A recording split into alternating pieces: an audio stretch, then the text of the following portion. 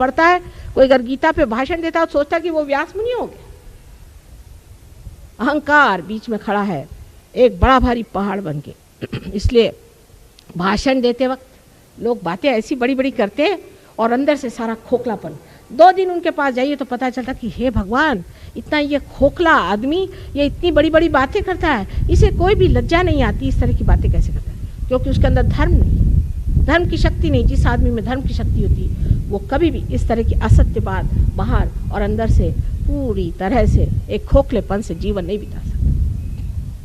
मनुष्य के व्यक्तित्व के लिए आज जरूरी है कि आप अपने आत्मा को जान लें, उसके बाद आप अपने धर्म को भी जान जाएंगे, अपने शरीर को जान जाएंगे, अपने प्रकृति को जान जाएंगे, अपने स्वभाव को जान जाएंगे, अपने चक्रों को जान जाएंगे।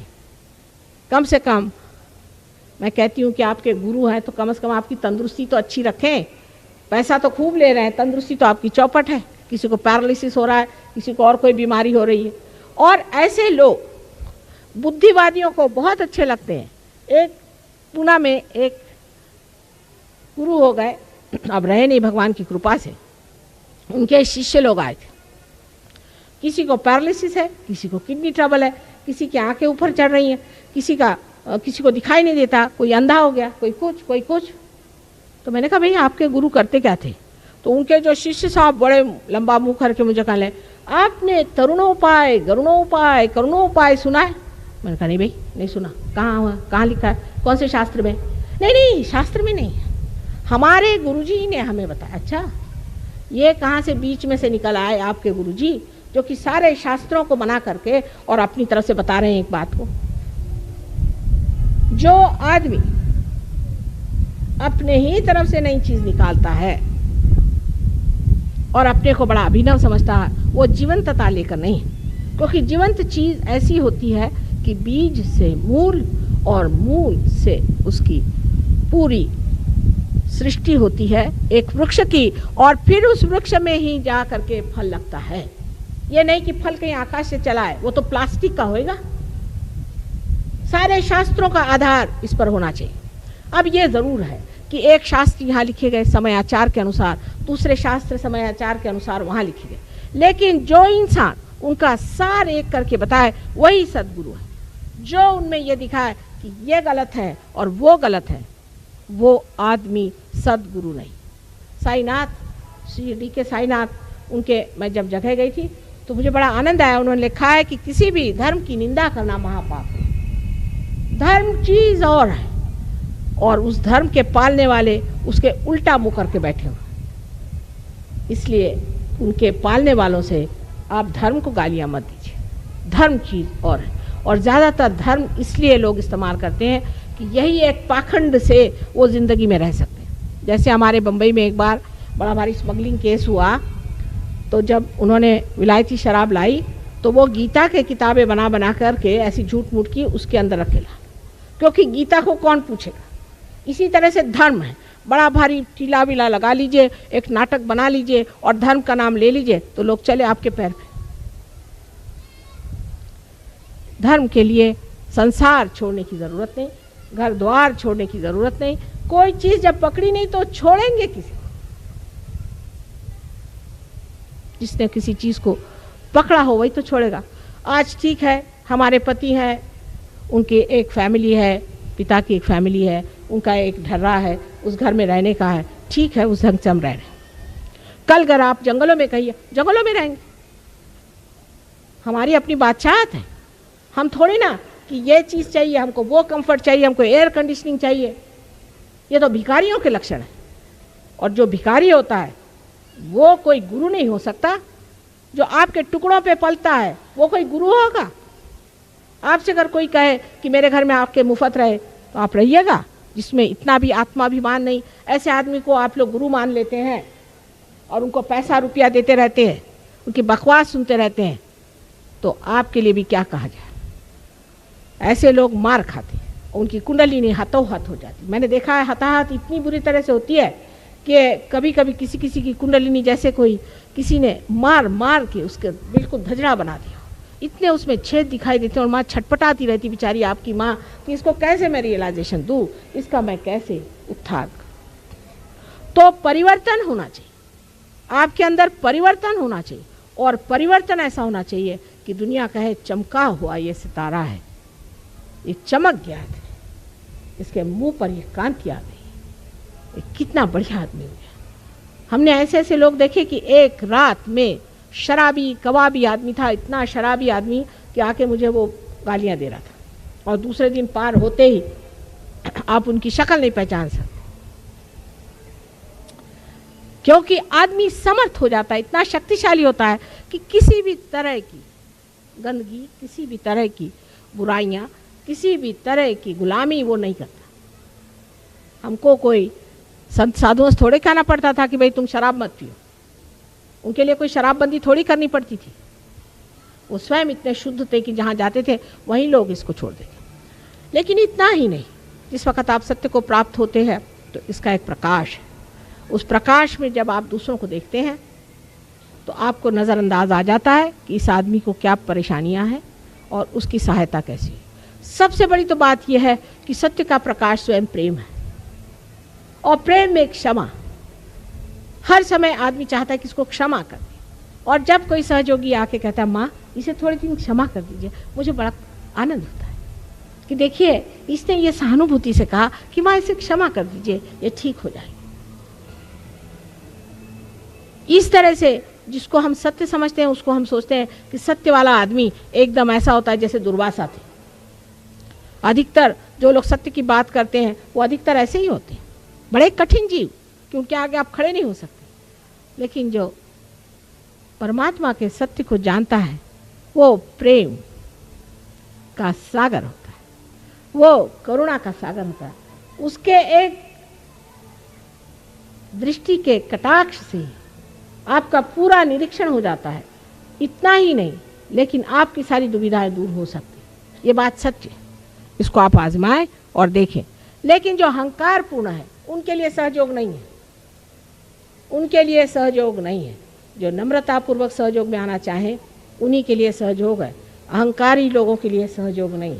इसलिए कृपया ये जान लीजिए कि जो लोग अहंकार पूर्ण यहाँ पर कुछ तमाशा देखने आए हों, उनके लिए बेहतर होगा कि वो कहीं जाकर और अच्छा तमाशा देखें। जो अपना तमाशा देखना चाहते हैं, जो खुद को देखना चाहते हैं, जो आपा चिन्हना चाहते हैं, वो यहाँ पर बैठे। इसी से आप सत्य को जानेंगे, और सत्य को जानने का मतलब कभी भी बुद्धि से नहीं होता है, लेकिन आत्मन्येव आत्मनि तुष्टः, आत्मा से ही आत्मा को जाना जाता है। ये बड़ी कमाल की चीज़ है कि जब आत्मा हमारे अंदर जागृत होता है तब इस आत्मा से ही हम सर्वव्यापी इस आत्मा को जान सकते हैं। इसीलिए बुद्ध ने पहले कह दिया कि तुम भगवान की बात ही मत करो, पहले तुम आत्म साक्षात्कार की बात करो। उस पर लोग कहते हैं कि उनका ईश्वर में विश्वास नहीं था। ये बात नहीं, ईश्वर की बात करो तो लोग खुद ही को ईश्वर कहने लगते हैं। इसलिए बेहतर है कि पहले आत्मा को प्राप्त हो, पहले आत्मा को लें, आत्मा को जानें। और ये सबसे बड़ी चीज़ है जो हमको मिलते ही हम एक दूसरे साम्राज्य में जाते हैं, एक नए व्यक्तित्व में जागते हैं।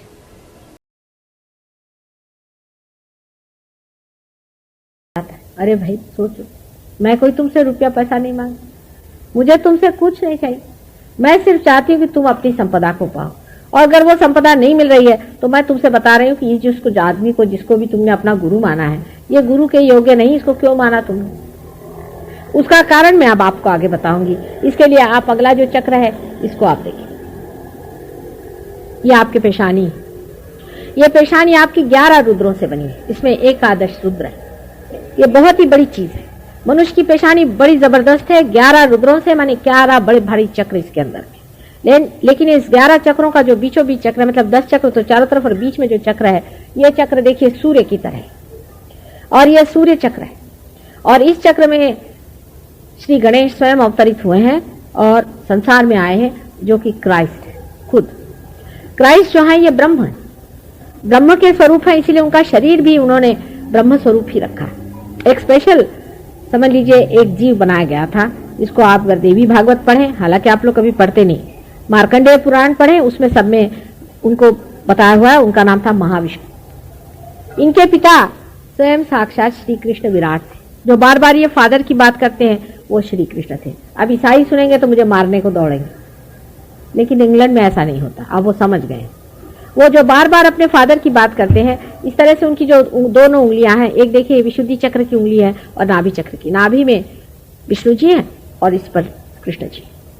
हमेशा उनकी दो उंगलियां रहती हैं कृष्ण की, सिर्फ उसके सिवा वो कुछ नहीं जानते संसार अपने पिता के सिवा। और अगर आप देवी भागवत पढ़े, उसमें महाविष्णु का वर्णन पढ़े, तो बिल्कुल तंतो तंत इनसे मिलता है कि श्री कृष्ण ने स्वयं ही उनको अपने से ऊंचे स्थान पर बिठाया और अपने बाद उनका जन्म किया है और उनसे कहा है कि जो जो मुझे लोग अर्घ देंगे, जो कुछ भी मैं पाऊंगा, उसका 16वां हिस्सा तुम्हें हमेशा मिलता रहेगा और तुम सारे समस्त संसार के आधार स्वरूप रहोगे और तुम साक्षात ब्रह्म में ही रहोगे, इसलिए तुम्हारा शरीर कभी नष्ट नहीं हो सकता। क्योंकि कृष्ण ने कहा था कि नैनम छिदन्ति शस्त्राणि नैनम दहति पावका। ये जो आत्मा है और जो चैतन्य है, ये किसी तरह से नहीं मिटता है, चाहे कुछ भी हो जाए, ये मिट नहीं सकता। ये सिद्ध करने के लिए ही क्राइस्ट का जन्म संसार में हो। अब क्राइस्ट नाम पर भी आप अगर ध्यान दें तो ये भी नाम ख्रिस्त है और ख्रिस्त शब्द जो है ये कृष्ण से आया है। क्योंकि कृष्ण का बेटा था इसलिए बाप का नाम चलाना था, इसलिए उसका नाम ख्रिस्त है। लेकिन उसका नाम जीसस भी जो है वो राधा जी का लड़का होने की वजह से राधा जी ने सोचा कि आज तक यशोदा जी का कभी भी कहीं नाम नहीं आया, इसलिए ने यशोदा माने जीसस, जैसे कि हम कहते हैं जसोदा, जेसु कहते हैं हमारे यहाँ। अगर जसोदा किसी का नाम हो तो उसको जस्सू कहते हैं और यशोदा को येसु कहते हैं। तो बहुत से लोग जैसे मराठी में ईसा मसीह को येशु कहते हैं और जसोदा को जेसु कहते हैं। अब ये ईसाई लोग इस बात को कभी नहीं मानने वाले और आप लोग भी बड़ा मुश्किल है, क्योंकि ईसाई लोग अलग हैं, हम लोग अलग हैं, ये सब एक ही बट्टे के हैं। ईसा मसीह ने खुद अपने इसमें कहा हुआ है कि those who are not against me are with me. वो कौन लोग हैं जो उनके साथ हैं? वो तो बेचारे 3 साल रहे दुनिया में, समझ लीजिए, क्योंकि 12 साल की उम्र में तो कश्मीर चले आए, उसके बाद जब वापस गए वो 3 साल जीवित रहे, उसमें सबने उनकी हालत खराब कर दी। 3 साल के अंदर उनको क्रूसीफाई कर दी। वो पूरी बात कहां से कर पाते, तो भी उन्होंने कहा कि I will appear before you like tongues of flames. ये टंग्स ऑफ फ्लेम्स जो है बिल्कुल कुंडलिनी टंग्स ऑफ फ्लेम जैसी दिखती है। कुंडलिनी की जो चक्र है वो टंग्स ऑफ फ्लेम जैसे ऐसे ऐसे जीवित, जैसे कोई फ्लेम्स हो उस तरह से होती। खासकर सहस्त्रार बहुत सुंदर है। सहस्त्रार में अनेक रंगों की फ्लेम्स हैं और जो बीच की है वो बिल्कुल ही स्फटिक जैसी, बिल्कुल ही ट्रांसपेरेंट है और बाहर से वो सब ऑरेंज और नीली इस तरह की होते होते स्फटिक कलर में आ जाती, एकदम कमल के जैसे सहस्त्रार इस तरह से है। उसमें 1000 पंखुड़ियां। अब डॉक्टर लोग कहते हैं कि 900 हमारी वो हैं और 982 हैं और 8 हमारी मोटर नर्व्स हैं, और ये बेकार के झगड़े करने से कोई फायदा है। उनको खुद सहस्त्रार को कभी देखना चाहिए, पर आप लोगों को कुछ भी नहीं दिखाई देगा, क्योंकि आपको मैंने बिल्कुल बीचों बीच से अति सूक्ष्म में निकाल करके वहां पहुंचा दिया, इसलिए आपने कुछ भी नहीं देखा। यही बुद्ध के साथ हुआ था, इसलिए बुद्ध ईश्वर में विश्वास नहीं करते, क्योंकि उनके पास मां नहीं आई थी बताने के लिए कि बेटे ये मां की वजह से हुआ। अकस्मात एक दिन थक के वो लेटे हुए थे, तब सहयोग से ही वो पार हुए और कुंडलिनी बिल्कुल अंदर से गुजर के बाहर चली गई। जब आप किसी चीज के अंदर से गुजरते हैं तो बाहर की कोई भी चीज नहीं दिखाई देती, और इसीलिए आपको कोई भी चीज दिखाई नहीं देती है। अगर कोई चीज दिखाई दे तो सोचना कि आप बाहर आ गए, कोई चीज दिखाई नहीं देना चाहिए आपको। जब आप अंदर से जाए तो सिवाय शांति के और निर्विचारिता के कोई भी चीज आपको नहीं दिखाई देनी चाहिए। यह सहयोग की पहचान है। ऐसे तो बहुत से लोग कहते हैं चलो तुम्हारे घुमा देते हैं आज्ञा चक्र। परसों किसी ने कहा था कि ये तीसरा नयन जो है उसको वो क्या होता है, यही आज्ञा चक्र है जो कि हमारे बीचों बीच है। ऑप्टिक थैलेमस, जहां पर हमारी ऑप्टिक नर्व्स जो आंखों की नर्व्स हैं जहां पे बीच में मिलती है, वहां अति सूक्ष्म ऐसा है, और उसकी यह खिड़की है जो बाहर है जहां मेरा सिंदूर लगा हुआ है, ये उसकी खिड़की है। अब जब आप इसको उल्टा घुमा देते हैं तब शॉर्ट सर्किट हो जाता है।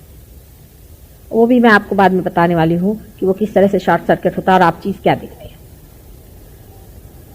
इस चक्र पे सबसे बड़ा आयुध जो कि नीचे में गणेश जी का स्वस्तिक था, वही ऊपर में क्रॉस हो गया। लेकिन क्राइस्ट का क्रूसिफिक्शन जो है ये उसका मैसेज नहीं है, उसका मैसेज उसका रेजरेक्शन है। क्योंकि जिस तरह से कृष्ण ने कहा था कि ये शरीर मर सकता है लेकिन ब्रह्म तत्व नहीं मर सकता, तो जो ब्रह्म तत्व का शरीर था वो सशरीर उठ करके संसार से चला गया। ये प्रूफ है उनके फादर की वचनों का कि ये तत्व नष्ट नहीं हो सकता। अब आपको आश्चर्य होगा कि यहाँ का मंत्र जो है वो अल्लाह अकबर है, विशुद्धि चक्र का। कान में उंगली डाल करके आप अल्लाह अकबर कहें तो आपकी सर्दी जुकाम अभी जो आप खांस रहे ठीक हो जाएगा, अगर आप पा रहे हैं तो। अल्लाह अकबर का मतलब है अल्लाह जो है वो विराट है, अकबर माने विराट है। और यह श्री कृष्ण का वर्णन है। मोहम्मद साहब ने खुद ही श्री कृष्ण का वर्णन इतने जोर से किया हुआ है। जहां जहां उन्होंने अल्लाह कहा वहां वहां वो श्री कृष्ण की बात करे। जहां जहां क्राइस्ट ने फादर की बात कही वो श्री कृष्ण के बारे में कह रहे। लेकिन निराकार की बात इसलिए की कि निराकार की बात किए बगैर लोग जो है बिल्कुल जड़ता में फंस गए। जिस देश में, यानी अपना ही देश समझ लीजिए, यहां पर कि पहले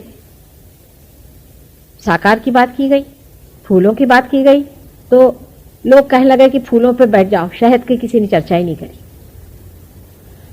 मूर्ति पूजा होने लगे, मूर्ति पूजा में भी अर्थ है, विग्रहों में भी अर्थ है, सब चीज में अर्थ है, क्योंकि मैंने आपसे बताया कि इन सब पे ही, सब चक्रों पे देवता बैठे हुए और सब में ही अर्थ है। लेकिन कौन सी मूर्ति सही है, कौन सी झूठी मूर्ति है, इसका भी पता नहीं लगता। ऐसी बहुत सी मूर्तियां होती जिसके अंदर भूत बैठे रहते हैं। अधिकतर ये लोग जो मूर्तियां से लेकर देते हैं, बस आपने घर में रखा, आपके घर में चोरी हो जाएगी। और अगर आपने उसको कहीं अपने बक्से में बंद कर दिया तो बक्सा के बक्सा ही उड़ जाएगा। तो आप करके देखिए। इस तरह से जो मूर्तियां देते हैं वो भूत बिठा के देते हैं। जैसे तावीज दे दिया, गंडे दे दिए, अंगूठियां दे दी, इन सब में आप जान सकते हैं कि इतनी बुरी तरह की आत्माएं भरी रहती हैं कि आप अगर पार हो जाए तो आप उठा के फेंक। इस तरह के फोटो भी होते हैं। एक बाबा जी जो यही देते हैं, उनका फोटो एक स्त्री के घर में था। उनके यहाँ वो मेहमान आए तो घर में आते साथ बाप रे मेरा तो सर फिर गया। वो हमारी शिष्या थी। उनका भाई तुम्हारे वो कहीं है क्या बाबा जी तुम्हारे? वो कहा कि नहीं भाई मेरे पास तो कुछ नहीं। तो उन्होंने बक्सा खोला, उसमें एक छोटा सा फोटो था। उनका उसको पहले फेंको नहीं तो तुम जाओ घर से, मेरा तुम्हारा कोई रिश्ता नहीं। 40 से 50 साल के अंदर हार्ट अटैक आना ही चाहिए उनके यहाँ। ऐसा कोई आदमी आप बताइए जो उनका शिष्य हो जो 40-50 के बाद बचा, कोई भी बता। खासकर अगर पत्नी उनकी शिष्या हो तो हस्बैंड को आना ही चाहिए। आप देख लीजिए, सही बात है। मैं इसमें अगर कुछ झूठ बोल रहे तो अनेक इसके मैं उदाहरण दे सकती। बड़े बड़े यहाँ वो थे, विंग कमांडर थे, कौन थे वो मेरे पास है, उनको हार्ट अटैक। उनका नाम क्या मैं भूल गई। मेहरा साहब, मेहरा साहब हमारे वो थे, नंदा साहब उनके ब्रदर इन लॉ। अरे भाई एक ही तो है वो झबरे वाले, क्या है गंदेव का नाम लेते मेरे मुंह से। नाम बताओ उनका असली महिषासुर है, सत्य साई बाबा जिसको कहते हैं। वो असत्य है इसीलिए अपने ऊपर में वो लगाए हुए हैं एक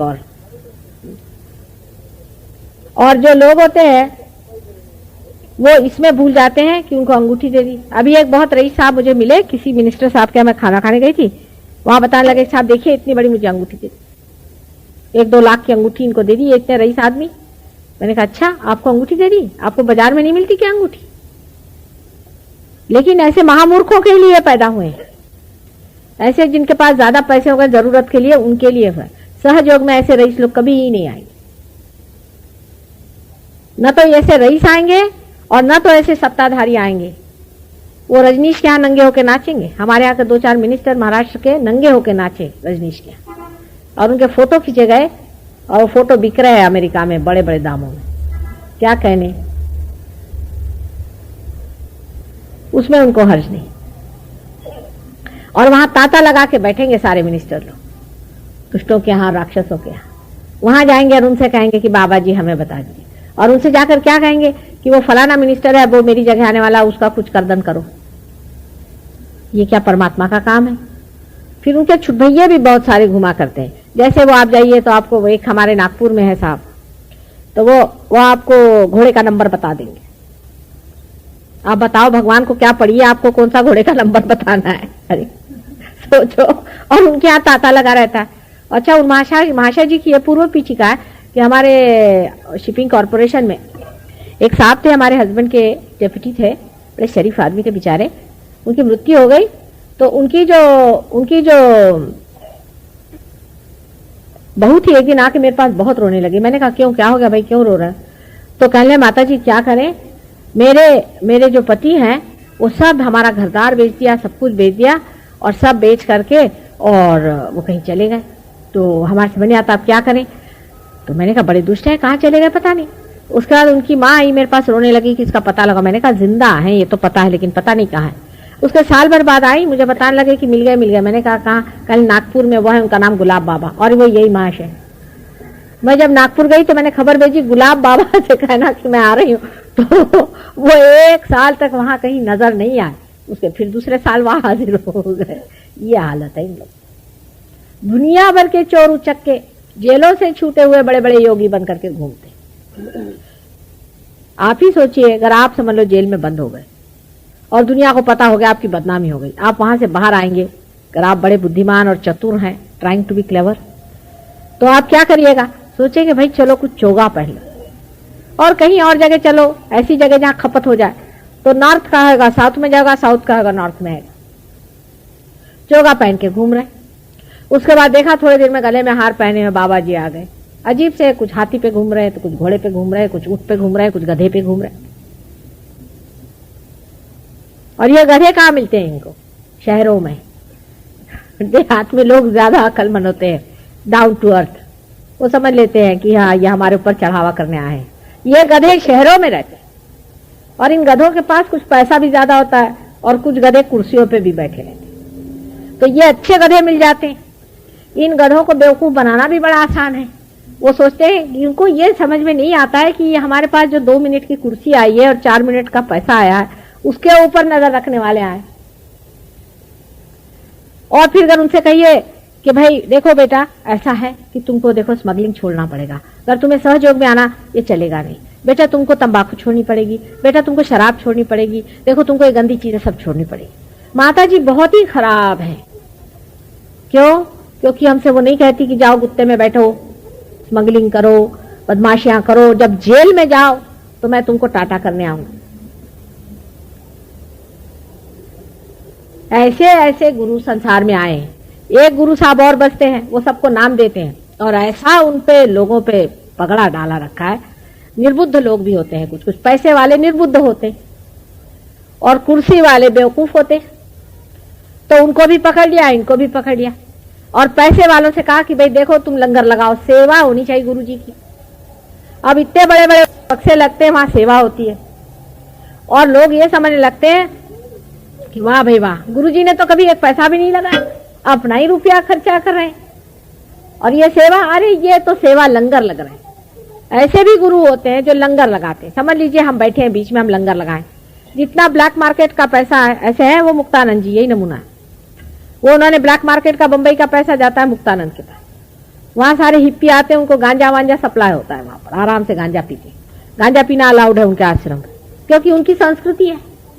भाई बहन साथ सोए कोई हर्जा नहीं वाला, और उनकी संस्कृति हम क्या करें? हम तो उनकी संस्कृति को डिस्टर्ब नहीं कर सकते। अच्छा तो आप किस चीज को डिस्टर्ब करिएगा? तो अब ये लोग हैं, ये कहते हैं कि हाँ भाई तुम्हारे यहाँ बड़े साधु संत आते हैं, सब गोरे चमड़े वाले साधु संत, तो हम उसकी सेवा में लगते हैं, तो ब्लैक का पैसा वहां जा रहा है। ये उनको खाना लंगर लगाए हुए हैं और ये बीच में बाबा जी जो है उनके पैर में जाते हैं, तो एक भूत डाला उसके अंदर, दूसरा भूत डाला उसके अंदर, और इनका गांजा खूब बिकता है। अच्छा हिसाब किताब बना, आप जाके देखिए, यही चीज है कि नहीं? ये आनंद मार्ग के बारे में 1970 में मैंने कहा था, मैं आपसे बताती हूँ। और ये दूसरे तरह की किस्म है, किस्म किस्म के लोग हैं, एक एक किस्म आप सुनिएगा तो आप आश्चर्य में जाएंगे। अब ये आनंद मार्गियों ने दूसरी कमजोरी पकड़ी। इन्होंने ये कमजोरी पकड़ी कि दुनिया में लोगों में हेट्रेड बहुत होता है, इसको हेट कर, उसको हेट कर, उसको परेशान कर, उसको ये कर। समझदारी से कोई काम नहीं लेता।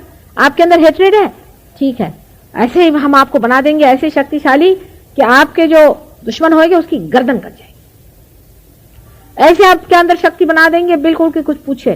शुरुआत बड़ी धीरे होगी, उसके बाद में ये करो वो करो। अब इसमें तांत्रिक पना भी बहुत जबरदस्त करते हैं। अब आखिरी तांत्रिकों पे बता दें। तांत्रिकों का एक ही तरीका है, बहुत सीधा सरल, वो ये है कि किसी तरह से अपने अंदर बसे हुए सब देवताओं को नाराज कर देना। अगर आपने सब देवताओं को नाराज कर दिया, व्यभिचार करो, गालियां दो, उल्टे उनके श्लोक बोलो। एक आध गुरु है, अब समझ लीजिए कि आपने हृदय पे शिव का स्थान ले लिया।